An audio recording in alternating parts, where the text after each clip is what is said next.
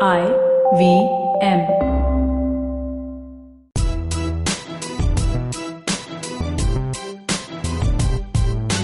Hi, I'm Zarina Poonawalla, your peak performance coach, life coach, emotional intelligence practitioner, and NLP practitioner. I'm also the founder of Abso Expertise Unique, and my organization constantly aims at building leaders across continents. After having worked with so many dynamic business honchos, entrepreneurs, startups, CEOs, management gurus, parents, and student communities worldwide, I am convinced that every individual has unleashed potential, and all we really need to do is realize it. Watch the magic unfold, enhance quality of life, relationships, and professions. On my show, be ready for some riveting conversations with inspirational people, snippets, stories, and much more. So here I am on this exceptional journey to find empowerment and inspiration anywhere I can. Come join me on this breathtaking path of self-realization, potential maximization, positivity, and most of all, embrace your inner power. You are on your way to empowering yourselves. Welcome to the Empowering Series with Zarina Poonawalla. Today I'm in conversation with an aesthetic fashion designer whose brand and designing style speak volumes about her responsible work ethics and cultural roots. Please welcome Devika Vaid. Also, she's a friend. So, hi Devika. Hi Zarina, thank you for having me here. And I'm so glad that we're doing this. This is the right time. I mean, it's celebrated as World Environment Day, June. Like there's World Environment Day, but I think every day should be World Environment Day. So I'm glad that I'm here. I know, I'm glad that you're here too. And I think we've picked up a topic which is extremely sensitive as per world environment. And also it is subtly, complementary to World Environment Day because you're talking about sustainable fashion. That's what you do, right? That's right. That's absolutely right. Okay, so tell me first, how's the lockdown treating you, Devika? So the lockdown has been of course, there have been some days which are good, some days which have been blah and boring, and there have been times when I'm like ready to pull my hair apart. But overall, I'm not really complaining. I've used this time productively. I feel in one way, which is I've really worked on, getting into a nice meditation routine and yoga, which I absolutely am enjoying. So I think that's the biggest plus point. That's the biggest takeaway that I've had from this lockdown. So you've been completely active and fit. That's Yes. what you're saying through the lockdown. I hope so. Yeah, I think I'm quite fit. I'm happy with the way I am right now. So yeah. That's good on you because honestly, I think apart from the people who are putting up workout videos every now and then, everybody else is just binge eating at home. Yeah, I mean, there's nothing that you can do now. You have to eat also, you have to work out also. So it's a balance, I think. So let me ask you this. First, I'm going to go back to fashion and then come back to this, all right? So tell me, what does fashion and sustainability mean to you? So fashion basically means that, I genuinely think it's a way of expressing yourself. And I am saying it now with my own experience. First, I used to shy away and I used to be like, oh no, I will also like just dress the way everybody I know is dressing or my friends are dressing. But now I dress the way I want to. I dress as per my mood. And I think that is it just like adds so much to your whole personality. Okay.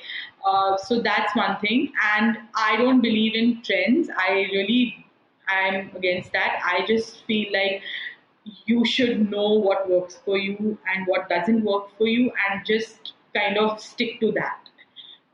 There is no trend. There is no such thing as what is in fashion or this was in fashion back then and now it's made a comeback. No, you have your own style, which is your individuality. It's your way of expressing yourself. So that's another thing that I strongly believe in. And yeah, my whole thing about fashion and sustainability here is that I really feel that you should not hoard, which I'm against. So basically, have a few things in your wardrobe that are timeless and that you can keep mixing and matching. And you wear them now, you wear them 5 years later, you're not going to regret it. So buy less, but buy very good stuff, very good quality. So that's one thing that I relate sustainability to. And now the thing is that sustainability has become like this really cool word, like how FOMO has become a cool word. Like that sustainability has become a cool word, but it's just as simple as like you know um, not getting carried away, or not like now our generation is about Instagram and social media and not repeating clothes. That doesn't work. Like, just don't follow all that. That's just not how it is, because a lot of people that you see on Instagram are obviously, they don't own those clothes. They just sort of, they get those clothes from stylists or like people who sponsor their wardrobe or whatever. So that's not how things are in reality.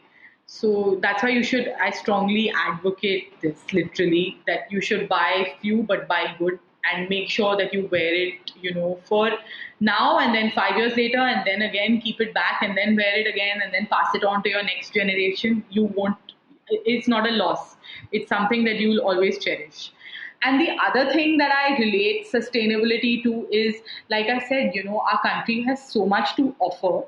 But it's just that we are not, I don't know, like, I don't want to again say that I'm sounding preachy, but our country has so much to offer, but we're just not, we don't feel proud about it. Because a lot of times the things that are made are not very contemporary, they don't kind of relate to us. So I feel like sustainability is, like, we should try to kind of see, or find things that are like made in India, or see the whole story behind it. Like, there are people who are working with like the coconut skin, and they're producing leather. I mean, all that's happening in India. There's some fantastic people who are making, garments out of like all these beautiful fabrics that are made in Gujarat. So just like do some research, or, like look around and see who's making all these clothes, and sort of support them. If we don't support them, then like it's really sad, because then we're supporting, all these international brands, and we're, basically like, my whole point here is that the textile industry is the second most polluting industry in the world. I know I'm giving a sort of a lecture here, but it's just that people should know that the textile industry is the second most polluting industry in the world, and it's polluting not just in terms of the environment, but the way the garments are manufactured. They're manufactured in all these small factories, in Bangladesh, in Vietnam, and all these countries where, laborers are really in sad conditions. So I just feel like, why are we promoting all that? Like, I'm not going to name any brands, because I'm not thorough with which brand is manufacturing there. So I don't want to, like, I don't want to get this wrong. But like, a lot of the European brands that we wear, we think are stylish. I mean, of course, there's no harm in buying a few pieces from those brands, but don't, like, the whole trend now is like they change their collection every 2 weeks, and they expect customers to come and shop every 2 weeks. And that happens, and that's not good, because what you're doing is you're creating landfill, because you're wearing clothes for a few days and then throwing them away, or like chucking them, which is creating a landfill, because those clothes are not, you can't really recycle them. Like, you can't, like, the fibers are not like they're not breaking down completely. So yeah, so like they just tend to be dumped in, like, these dump yards, and then they're burnt, which is causing a lot of pollution. So I mean, I know this sounded like a lecture, but I just want people to know that this is what is happening. And then you can, of course, read up on it, and like. No, I'm glad that you actually mentioned these things, because people should be educated and enlightened about these facts. I wasn't aware that textile is one of these industries which is the second largest most polluting. Largest polluting industry, because of the. That's a shame, Yeah, it is a shame. And why is it happening? Because you're getting something for $2.99 today. You're going to wear it once. You're going to wear it twice. You upload that picture on social media, and everyone's seen it. So you can't wear it again. That's literally the mentality people have these days, which is so sad. And that never existed. Like, I mean, Zarina, like you said, earlier, we were part of the no internet generation, and now we're part of the internet generation. So do you remember days where you didn't repeat a frock or a dress or a shirt because 5 of your friends have seen it.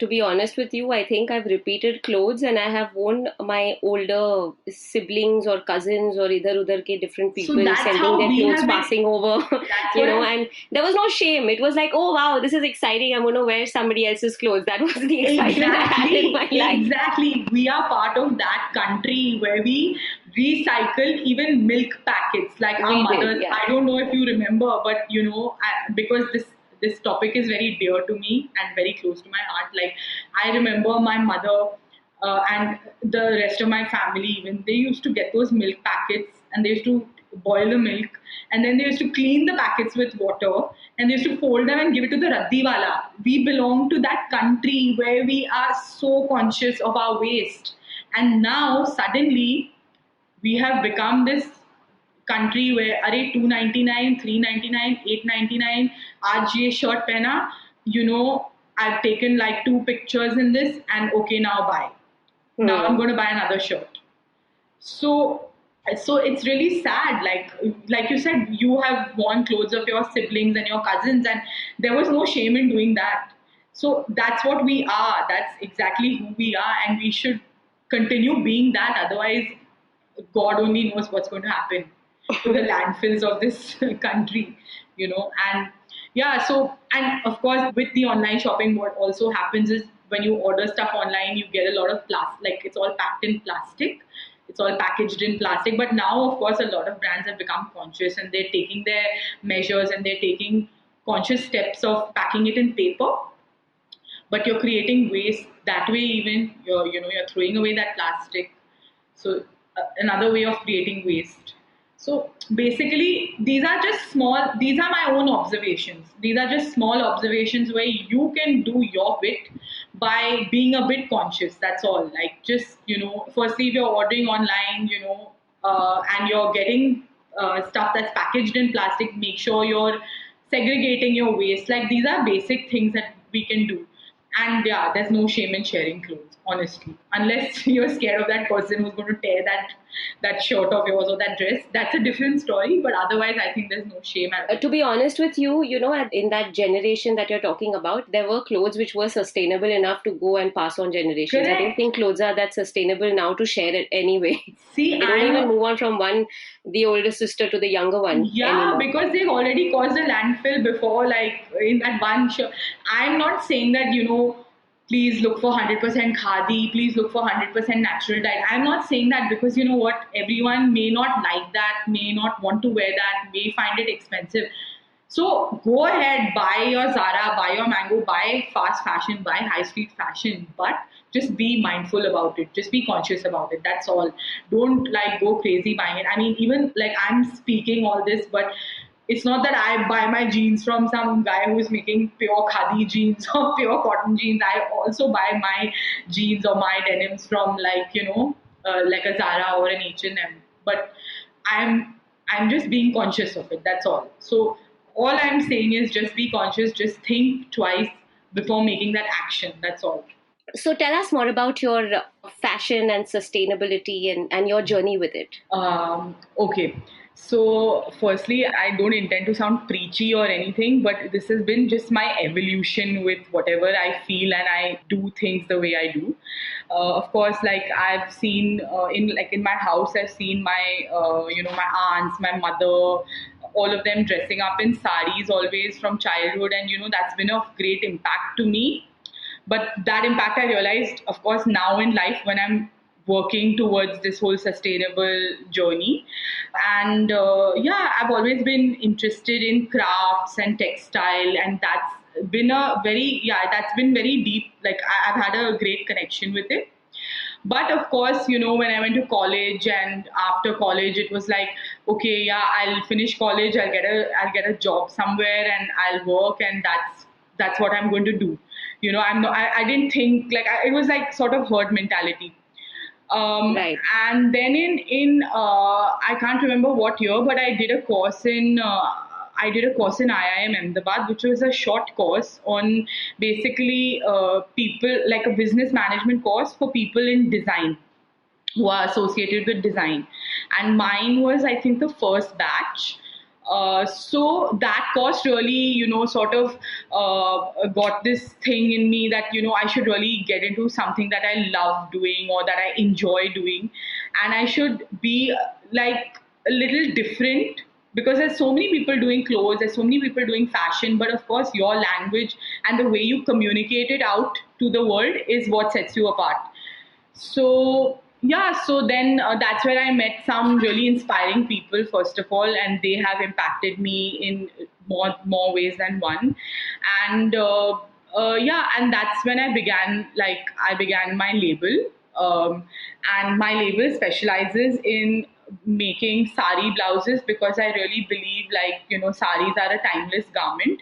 But the thing is that when you say sari, when you say sari, Zarina, like, everyone associates it with something old, for someone older, or Yeah, some, like, you get typecast, which is so not cool and so not true.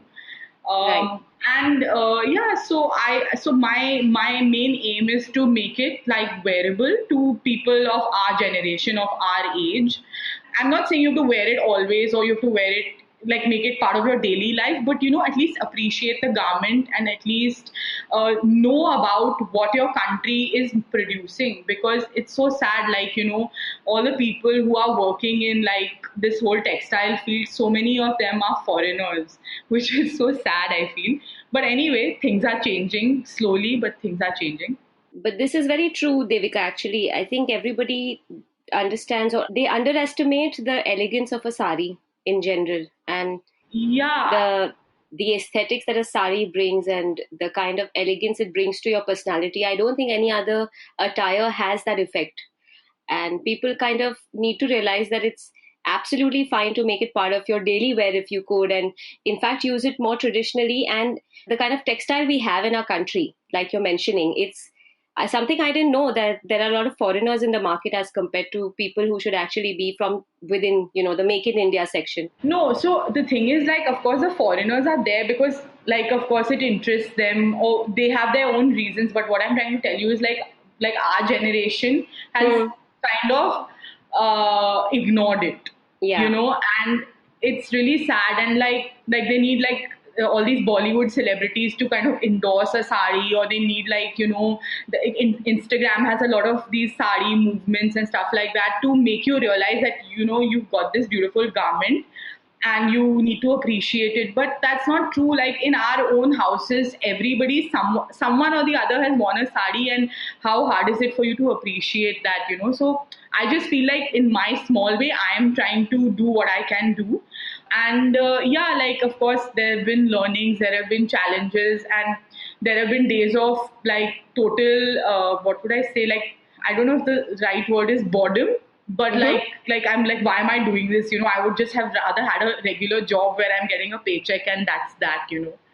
Why am I even getting involved in dealing with so many people, like your masters, your tailors, your embroidery people?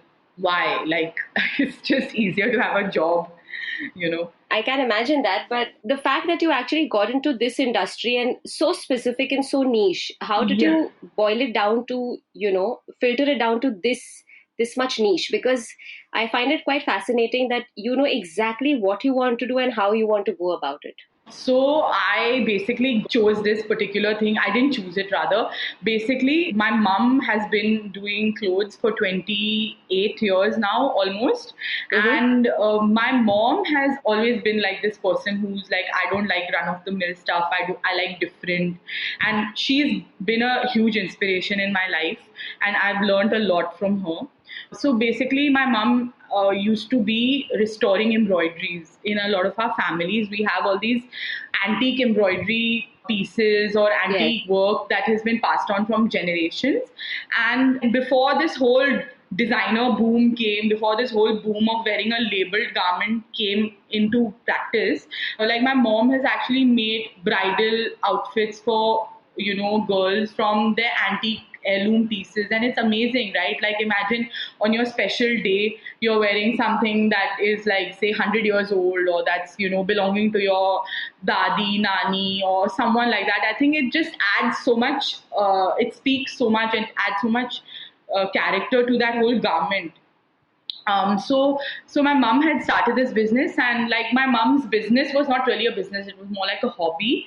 And then after I did this course, I completed the course. I had a really very nice mentor who encouraged me and told me that you've got to like pick one niche, because you Mm-hmm. can't be doing multiple things, because like manufacturing garments is not an easy thing, and then living with that amount of dead stock is not an easy thing, because now there's just so many avenues of manufacturing. Like this whole industry has sprung up like crazy, like in Jaipur, Delhi, the whole of North India. There's so much manufacturing of garments that's happening. So it's a very competitive market basically. So you got to find one niche and stick to that and just work on it. Right. And I So think you're doing a fantastic job on thank that. you so much. And the fact that, the lockdown has really had its effects on various industries. Has the textile and fashion industry, do you think it has been affected already, or do you see it having its effects on it? Yeah, it's really like how every industry has been affected. Right. So, of course, because like now the thing is, Zarina, there's just so much of everything that's available, right? Like whether it's clothes or a restaurant or anything for that matter. So the same way like fashion is available, like you find something for 299, and then you find something for 599, and then for like 20,000. So there's a range and there's a budget for everything. So because there's so much availability and there's so much production, so the fashion industry has been, of course, impacted really badly. So what I'm going to talk about is basically the poor weavers. They have been impacted really badly because they are at the mercy of designers. So the designers business has been impacted, their orders have been impacted, and so because of that the weavers have been impacted. Also, there's one more thing. There's like that feeling of dressing up probably has gone away, or that feeling of buying. I hope it's gone away, like unnecessary buying. That's Yeah. something that I want to definitely, throw some light on. So because of this whole boom of online shopping and availability of things and so many exhibitions and so many stores coming up, like people have gone a little crazy in shopping and buying things that they don't need, basically hoarding. So because of that, that's a different topic, so we'll talk about that later. But yeah, the industry has been impacted for sure, and it's going to take some time to recover. Hopefully by the end of 2020 things should be a little better than they were in the beginning of this year. Right. And I personally feel that although all industries are being affected, some of the areas where labor is required so much more, like you mentioned, the weavers, Hmm. people who are actually, Me. like your karigar, that's Correct. what you call it. So I think it is difficult for them to have sustained it. And maybe when things open up, there will be, a flood of work for them, or you will be able to get back into that zone where you're properly supplying, there's proper demand, there's more work happening once again, right? Because I tell you, in general, I don't see us as a country stopping consumption at any point. That is one thing. We're Yeah. never going to stop consuming. I mean, just for example, I will tell you this. I was having this conversation with one of my other, guests and clients, and we're close like that. And she asked me this question, that what do you think is going to happen? I said, nothing's going to happen. There will be a revenge buying. Everything that has stopped will suddenly have, double the sell, because that's the way the country functions. That's just the way we are. The lockdown has been lifted. Everyone knows the virus is still around, but just because the lockdown is lifted, people are on the roads. So you understand, that's just the way we are. So I'm pretty sure that, although I'm looking at it from not a very, it's slightly cynical, but the fact that it can have a very positive impact in your industry is what I'm trying to say. That it can have its positive, you know. The only thing I want to say is that I just hope people don't go mad, like hoard. Don't hoard stuff, because that's not a good thing at all. Like it's just not a good thing for the environment, for you mentally to just like have so much, just take, get, buy. It's just not a good. I don't think that's the right thing to do. But what you're saying is also correct. I mean, of course, people are, fed up of sitting at home and they need like to vent out or whatever. So probably shopping is the way, or buying stuff is the way of venting out. So I Mm-hmm. think there are two sides to this coin. Mm-hmm. But I know it sounds a little not so optimistic, but I feel like that feeling of like going out, getting ready, dressing up, or looking forward to that whole process Yeah. is sort of become a little of a dampener. Because of so many things that are happening in the world, right? Like there's COVID, there's so many political situations. Like there was stuff happening in India, like the Delhi riots and stuff like that, the political situation in the US. I mean, these are all mainstream things that we read about, but I'm sure like everywhere in the world there's some sort of crisis going on. So I feel like that excitement or that attitude of looking forward is sort of reduced right now. And Right. hopefully, like, things should become better. Maybe by, like I said, by December end, or January 2021 probably. But yeah, like in the fashion industry, everyone's on sale, everyone's giving reduced prices because they want to like get rid of their stock. So, and I think that's going to happen everywhere. That's just not fashion, that's everywhere. Right. Absolutely. What's your take on, probably some lockdown lessons that you've been able to achieve while you've been at home? Lockdown lessons. I wish I knew this was It just coming. sounds really nice, Yeah. when you say lockdown lessons, but it's fancy and it's very intriguing that everybody has their own. I mean, there are some common ones, but still everybody has their own. So it make this question a mandate these days. Fair enough. So I honestly, like I know, I'm sure you heard this before, and I'm sure your other guests have probably said it while you've recorded your previous episodes during lockdown, is that the fact that they are very thankful and grateful that they have friends and family. So at least you don't feel that sense of loneliness, like just being confined or being isolated in a place, like because you're told to do it Hmm. for like X number of days. It just pressurizes you, right? But the fact that your friends are just like a phone call away or a video call away, you can see their faces. It just reinforces like some sort of positivity. Right. So I think that's one thing that I have realized, honestly. And I think what I've come to realize is that, like living a slow life is not such a bad thing. Like, we don't have to chase like 10 things at the same time. We should probably chase one or two things and be good at it. And that, like, why should we want to chase so many things at one time? I absolutely agree with you. I don't think people understand the importance of slowing down, pausing, kind Yeah. of reflecting sometimes and introspecting. And of course, I'm not going to be like an endorser of all that self development one can do because the lockdown has been pretty long for that much self development and growth.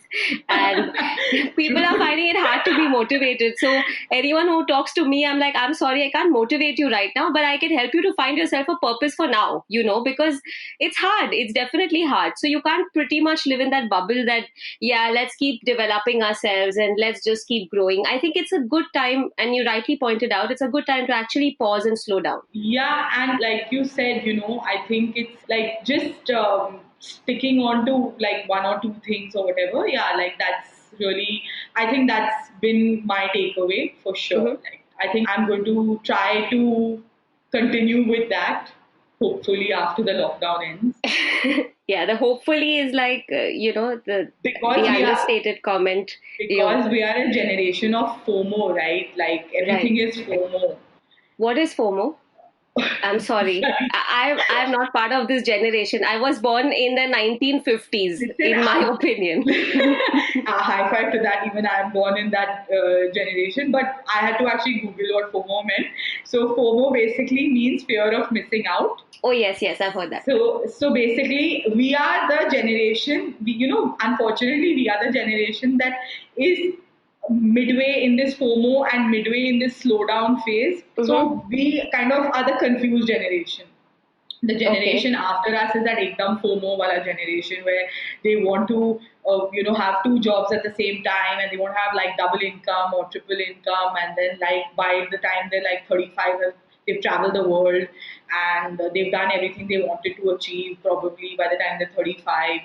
So that's that generation, and I think that has its pros, of course. I'm not saying that, but definitely living a slow and a full life and like just reflecting on all your actions and what you do and what you say is so important also. I mean, I completely agree with this aspect, but I have my own perspective and take on this because I feel that we are that generation, those 80s, 90s, we are that generation of the transitional kids. Correct. We've seen the box computers and the box TVs turning into LEDs, LCDs, and whatnot, and everything's a smart phone and a smart TV now. So I think we are a very grateful generation as compared to those before us and those after us because we've seen things perfectly in the right mix. We've synergized that millennial era with the traditional era very well, that our generation in general, I think. Having said that, I also feel that somewhere we are still torn apart between culture, tradition, rituals or religion or conformity as versus the non-conformity of our world around us today. And I think that puts us into that confused state which you're probably talking about. I agree. I Yeah. 100% agree with what you're saying. I mean, it's like there's no better way of explaining this. So FOMO, yeah, well, but I'm not of that part. I mean, I will disagree with the FOMO aspect. I'm pretty much happy to be alone that way.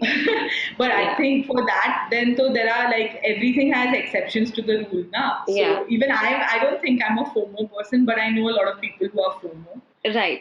So So you'll have to deal with them after the lockdown eventually. yeah, yeah, And I believe, apart from the fact that you are very dynamic young woman, entrepreneur, doing great work in your field, having great experience, or I'd say you have the nuances of what you need to do. And I find it very admirable that you have your niche very clearly made.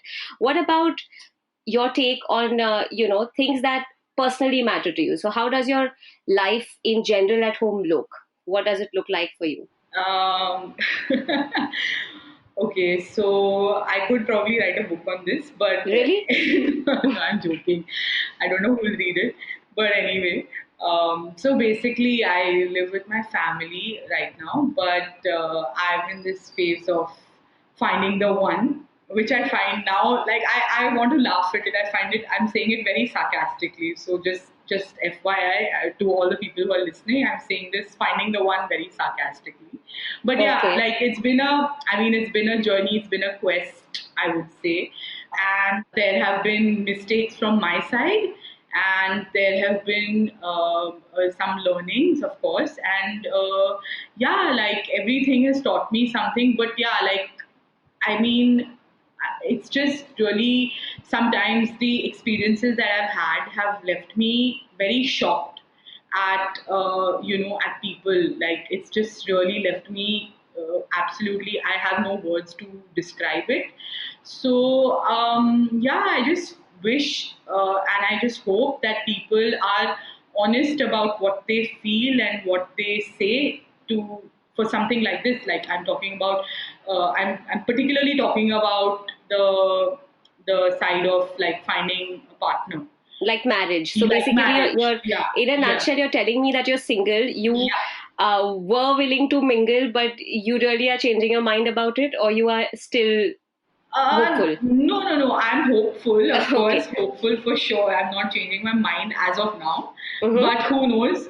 Like, of course, we are evolving people. So, who knows? But, like, for now, I'm hopeful. But what I meant to say is, like I said, like, there have been some learning, some mistakes, all of that. But what really shocks me is the way people think these days. I mean, guys, I'm sorry, but I'm not sounding like a feminist here. That's not my intention. But Could you kind of elaborate if you don't mind? I mean, if it's comfortable for you only. okay. Okay, so I'll start with like I just feel like guys of my age, of our age rather, are Mm-hmm. when I meet a prospect, basically, I just feel like guys are really scared to say things or to make a decision, whereas girls are pretty like they have their heart on their sleeves. Oh, that's one thing, and then they also speak their mind. Like it's not like they feel something and then they say something else. But it's always made out that the women are more complicated, which is so not true. Women are so straightforward and so like they have one thought process and one like line of thinking, and that's what it is. Like it's not just me. I have a couple of other single friends who have shared this with me. So I just wanted to validate it, that it's not just me who thinks that way. where instances where I have met guys or I have met a prospect, and we've had a discussion on how if things don't work out between us, we should be honest about what we feel. Like we should be honest about what we feel, and we should just say that okay, it was nice meeting you or nice talking to you, but it's not working out. But literally, okay, I'm going to use another millennial term for you, Zarina. Yeah, let's see if I know this one. Literally, guys have ghosted me. I think I know this one. It is when somebody reads your message and does not reply. Yes, and they disappear. They completely disappear. Okay. Yeah, that is. Yeah, I'm glad that you know this word. Yeah. I So- heard it from my teenagers, like they're Oh. like, this guy ghosted me, this girl ghosted me. So yeah, I got that one earlier. Okay, that's great. So like we've had this conversation that okay, if it's not going to work out, then we should be upfront and honest about what we feel. And then they're like, yeah, of course, there's no formality, and it's better to be clear than to complicate things later. Like they say all this, but if they're not interested in you, 10 days or like 2 weeks later, you don't ever hear from them. It's happened with me recently where I was talking to one guy and I had this conversation with him, and he was introduced to me by my family friend. So it's not like it was a random, like someone I met randomly or whatever. So I was introduced to him by my family friend, and yeah, like he just, we had this conversation one day that, we should be honest and upfront because we're at that age, and, the circumstances are such. And 2 weeks later, I never heard from him. And, like even his mother felt that she has no answer to give me, and she was so embarrassed. Like, not me, my family friend. She had no answer to give my family friend, and she was so embarrassed that I was just shocked. I was like, what in the world is wrong with people? Like, it's okay, I'm not going to cry if someone tells me I'm not interested in you. No one is forcing anyone for anything now. So I would have just appreciated him saying that, listen, it was nice talking to you, but I don't think this is working out. Right. That would have really, really helped me. But when something like this happens, what I'm trying to sort of highlight here is that, it takes a toll on me mentally because I go into this tangent where I'm thinking that, Arey, I said this, oh shit, I shouldn't have said this. Oh, maybe I said that, I shouldn't have said that. I keep thinking of what I said or what I shouldn't have said. And that's just really like not a good place to be in. Like it just causes so much anxiety in me that I don't like that feeling at all. Yeah, I can imagine. It's not a very nice thing. I mean, I had those experiences when I was probably 19, and all my parents wanted to do was see me settle down and have kids. I settled much later and I don't have kids, and Yeah. nothing's going the way they planned, unfortunately, with this child of theirs. So, I know exactly what you're talking about. But I have a perspective on this, if I may share. Yeah, please. I think the problem is, first and foremost, we are raised to never say no. So the problem is we don't know how to say no if we don't want something or we can't do something. All right. Because as a culture, we always say yes to everything. So a lot of times we overpromise and underdeliver, but we always say yes. We will never say no as people. Second, I think people fear that rejection so much that they don't want to put somebody through it, or they don't know how to put them through it. So I think rejection is one of those issues which people don't know how to face, and I don't think they know the maturity level that you have, and the intelligence that you have to handle something like that. I don't think they have it in them, so they don't know how to put it across. And I think the third thing is the fact that when you see these matrimonial sites, or you see a newspaper and it's written, you're looking for somebody who's honest and, kind and all of those things, right? Rubbish. And That's every nonsense. time I have looked at one of those, my basic argument with anybody has always been, why is honest a quality that you need to put out there? If I'm not honest, I should be in prison, Correct. So if I'm out roaming around like a normal human being, there's expected that to be some kind of a default level of honesty in me and default level of kindness and compassion in me. I may not have it, but I should have it, So if people don't have that much, I think it's more That's about basic. just having the gall Mm. to be able to face what they want and they don't want. I don't think people are in a position to yet do that. And especially with marriages, I think in India, it's more about the wedding than the marriage. You need to have the lavish wedding. The marriage comes in later.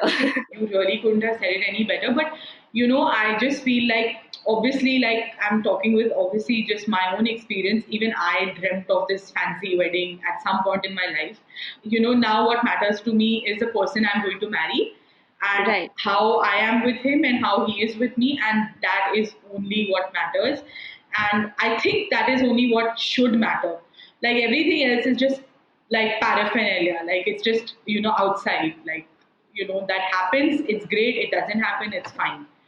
Absolutely. But do you feel this kind of, societal pressure, peer pressure, things like that, which kind of, let's say, cloud your judgment or make you get into that zone of rushing into something sometimes? I mean, I have rushed, not rushed. You heard my live right that day, Zarina. So, I did, yeah. so I don't know if rushing into it. Yeah, I mean, somewhere, of course, like I may want to say no to this question, but that's not true. Like I definitely, somewhere in my heart, of course, there is a percentage of me that is rushing into this whole thing, because of course I feel like, oh, I've been doing this for years now, I'm tired of doing this, I want to settle down, I want to like take my life forward, because I actually look forward to having kids even. So Correct. like for me that is also important. So yeah, like I do feel like I'm getting late on the clock, so yeah, somewhere that is there, and that is true. But like, of course, rushing into something is never going to lead you to anything great. That is just one lesson that I have learned very recently. Take it from me, to be honest with you, I think the best thing to do is literally, sometimes you take your time, sometimes you take a decision and you make it right. And sometimes it's just better to be peacefully single than frustratedly married, I I would know. say. So, I mean, just personal advice, there is no need for a rush. And you know what? The clock, of course, the real time clock is very different from the body clock, and I get that. But at the end of the day, there are plenty of ways of even managing that. So you're not living, we may be born mentally in that generation, but we're not living in that generation. We have technology. True. No, no, I'm not even here. I'm not talking about the body clock. The body clock, I know there is like doctors and there are ways of dealing with that. But Hmm. I'm talking about the actual clock here. It's like, Right. like for me, it's like I've been doing this process for a couple of years now, and it's kind of taking a toll on me. And like I said, the problem is it's not even the rejection, but the problem is the thought that I get, the tangent that I go into, that, Arey, I should have said this, I shouldn't have said this, I should have presented myself this way. And the problem also, what I have faced is, when you come across as this outspoken, opinionated person, that is a problem with guys or men. And when you come across as this, I only spend money and I go to the salon and I do my hair and nails every day, which is fine. It's absolutely fine. There's nothing wrong with leading that life. It's great. I envy such people. So that is also a problem. Like being this really non-opinionated person is also a problem, and being an opinionated person is also a problem. So, like now I've realized that it's obviously best to be yourself, and whoever likes you or whoever's attracted to you is going to understand that. And if they don't, then the door is always open. But I'll tell you what the biggest problem really is. Hmm. The biggest problem, I reckon, is the fact that we are so stereotyped into how our genders behave, and we're so stereotyped into how they should behave or they should probably be. Because, point being, you don't have to always make choices. You can sometimes be the person who loves sitting at home and being all messy, and sometimes you can still be the same person who wants to go and get your nails done, and you can still be the person who saves money or spends money, and you can be all those things. You don't have to be anyone. Unfortunately, everything is so boxed and everything is so stereotyped that when you look at a stereotype, you judge them and then you decide that these are the qualities of this person without even knowing them. I guess that is the issue.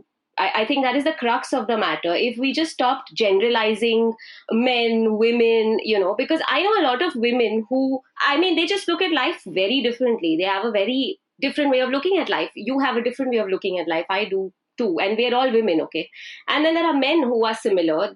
So that is why putting somebody or putting ourselves in that box or allowing people to judge us on the basis of a stigma or stereotype is the worst thing. And I think that's what we always do. And that's why we don't land up having the partner we should, or living the life we should, because you're constantly thinking this is how it should be instead of enjoying what it really is.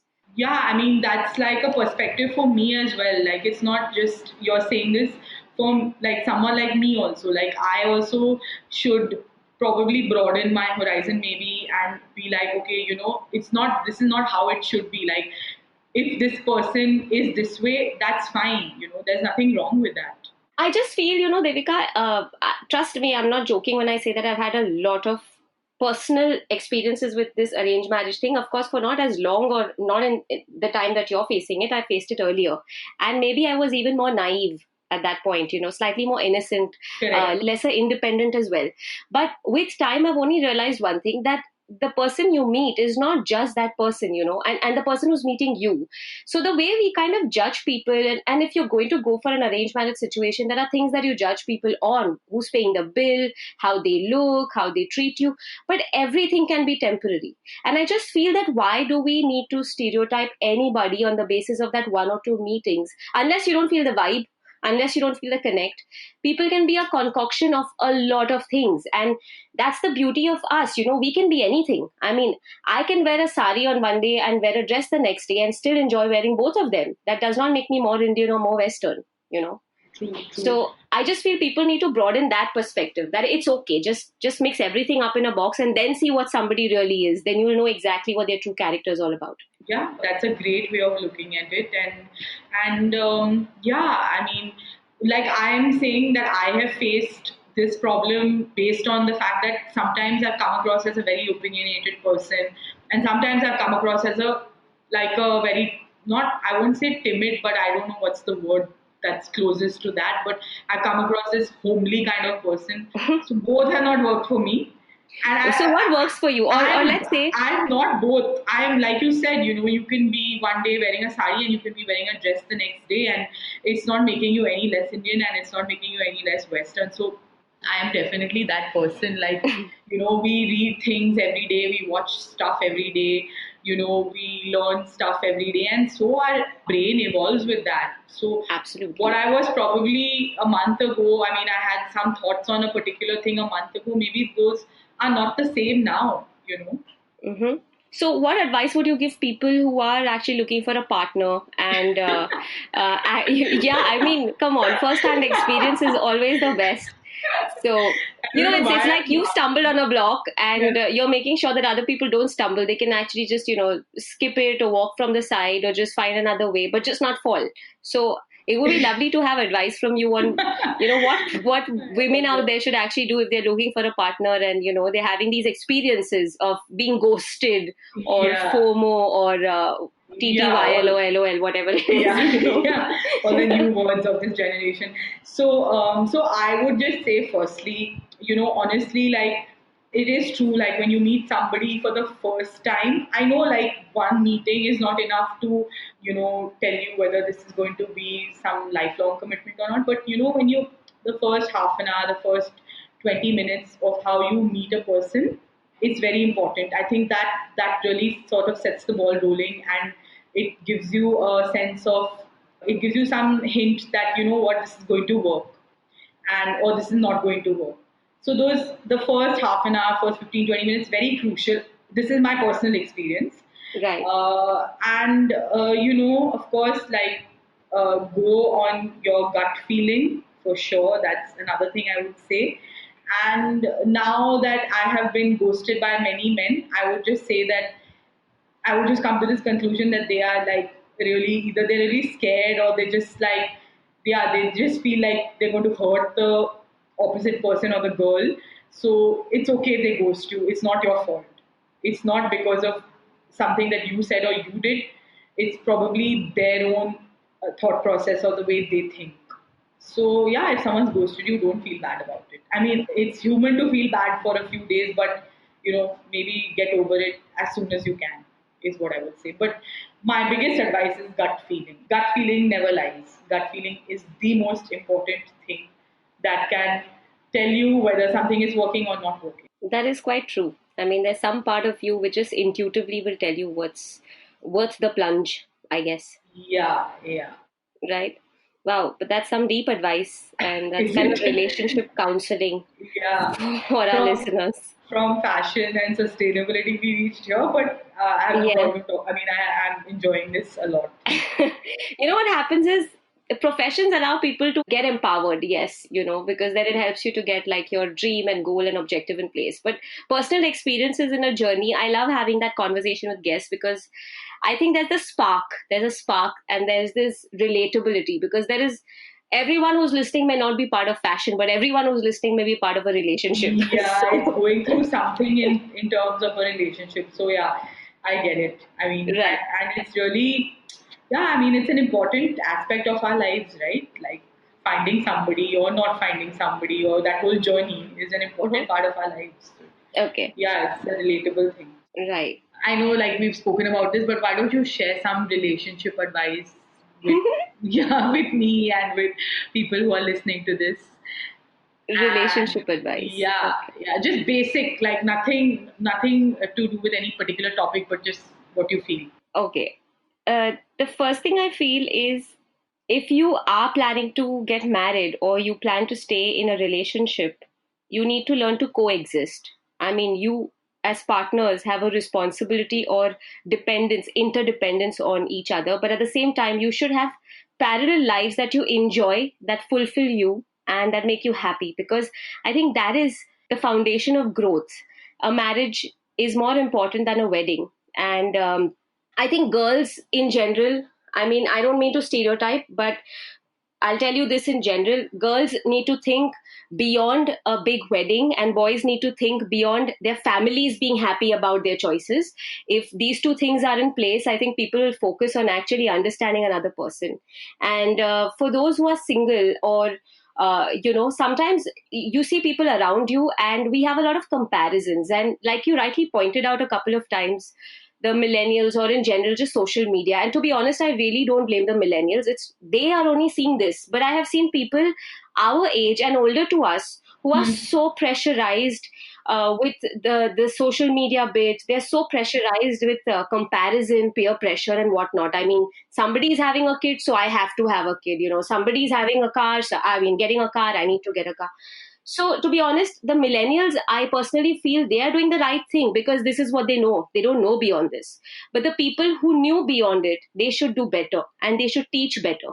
So, for me, I think a relationship is all about growth. If you find yourself growing with somebody else, give it a shot. And if you cut down on your expectation from the other person as a human being, you're going to make mistakes, but make mistakes together, sin together, be transparent, be open, and coexist. If you coexist, I think it just changes the way you look at a relationship.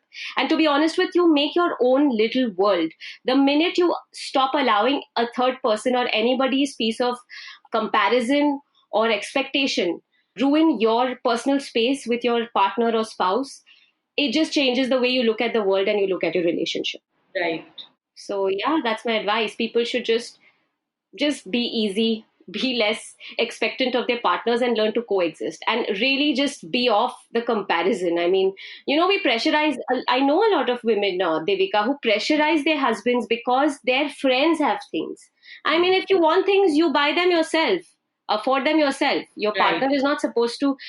In India, we have this mentality about a man's money is your money. Right. Why can't you learn? And it's funny that men also wanted to be like that, a lot of them. And the minute the same men go abroad, they want to Huh. divide expenses.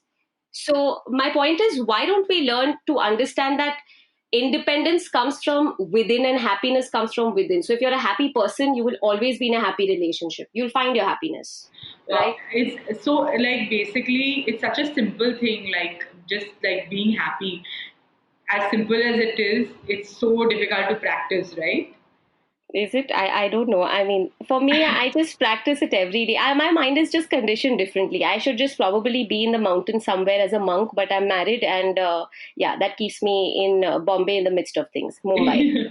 Yeah, otherwise, I find my happiness every day. I don't find it that hard. Like, frankly, I mean, people say they're having a bad day, and I just feel until and unless there's a demise or a tragedy or a calamity, you can't have a bad day. You can have a bad moment, you can have a bad few hours, but you can't even have a bad entire day. That's 24 hours. How do you spend that like that? How do you allow yourself to be so unfair to yourself? I just find it really hard.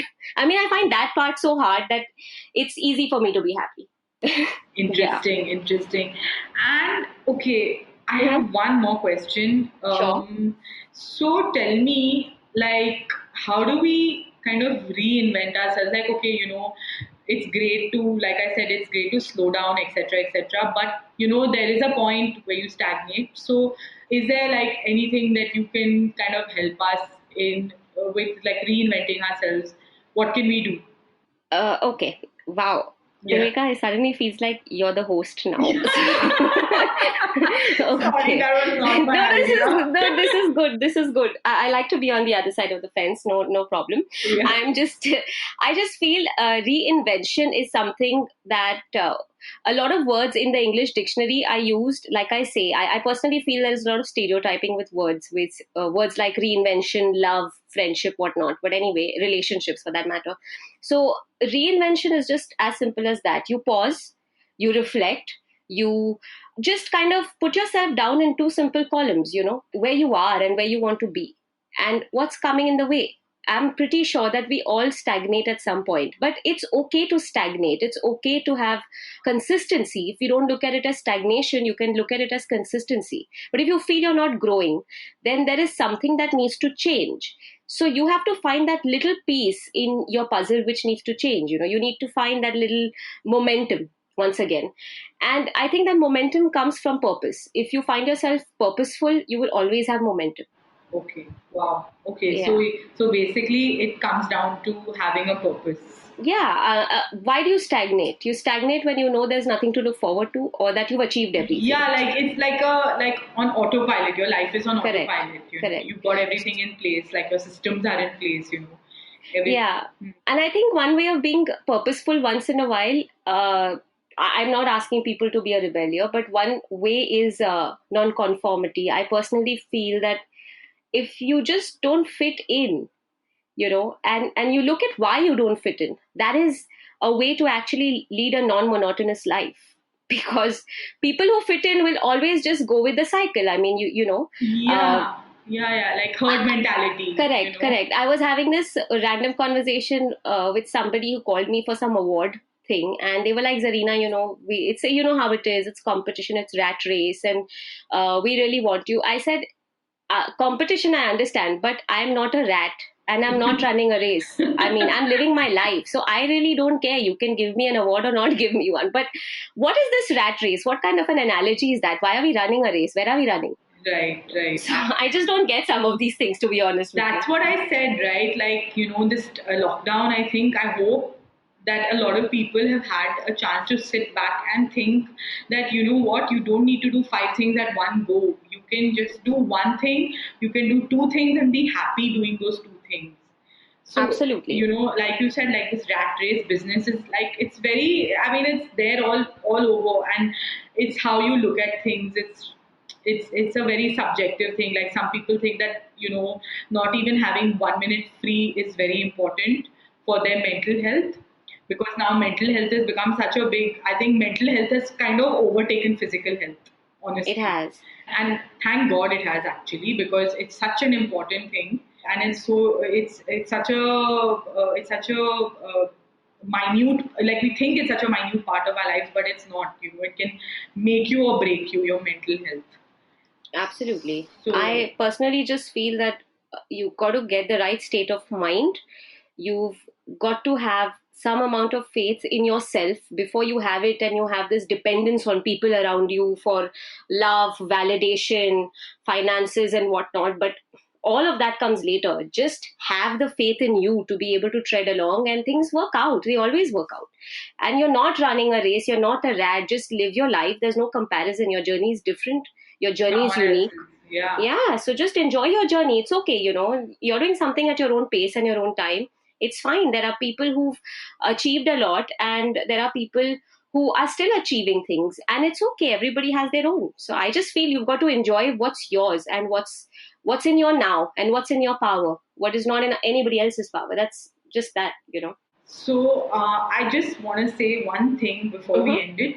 Like I just feel like because we're talking about sustainability, I just hope that people who are listening, they adopt small ways of changing their lifestyle, and that can really help. Like for example, take away food and the cutlery, the plastic cutlery we get.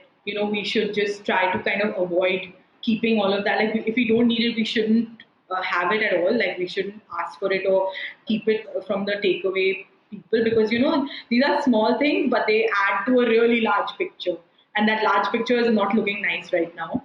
And try to carry your own water wherever you can, because I think that's one way that everybody can really help, because now these small bottles that are available at places, they really add to a, we think are plastic recycle ho raha hai, but it's not true. All of it does not get recycled because there is not so much demand for recycled plastic. So yeah, so like just try carrying your own water, try making sustainable choices in terms of like your cutlery and other like packaging material. These are ways you can help the environment. Like a lot of people are switching on to using the menstruation cup for women, which is like sanitary napkins are a huge pollutant as well. So yeah, like if we do these small changes, I'm sure we'll feel better as people. Yeah. I think it just makes us feel more responsible and, like you're giving back to society in your own way. That's wonderful. Correct. All right. So, coming to the last segment of this podcast, let me come to my most favorite and, of course, my mandate question, Devika. I was like, What? is it a rapid fire? No. I don't do rapid fires. Yeah. But yeah, what empowers you? So I think what empowers me is really having a purpose in life. Mm-hmm. Okay, I'm not saying I have my purpose yet. I mean, for now, my purpose is, of course, the environment and sustainability and all of that. So right now, that's my purpose. But at some point, I would like to do something in this space in a little bigger way, in whatever possible way. I don't know. I haven't thought it through.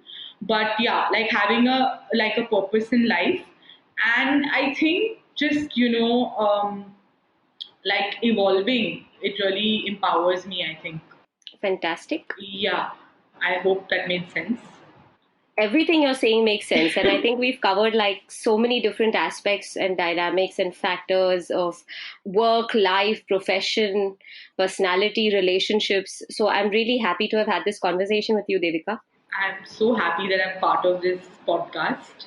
I am glad, and I'm really happy that this finally happened. I mean, I remember the first time when you had Yeah, messaged and things didn't work out, and we've been trying since such a long forever. time. Yeah, so I'm glad this worked out too. You've been so candid, so honest, and absolutely outspoken and forthright. Thank you so much, and all the very best. And yeah, all the very best, and even your little search party. Search party, I like that. Yeah, thank you so much. Like I said, this was my first experience, and definitely it's like a very precious experience of being on a podcast. And I hope some people are empowered by listening to this, and some few people make changes in their life, and I'm sure they'll be very glad that they've made those changes. Absolutely. Thanks once again, Yeah. and all the very best. Take care. Thank you so much.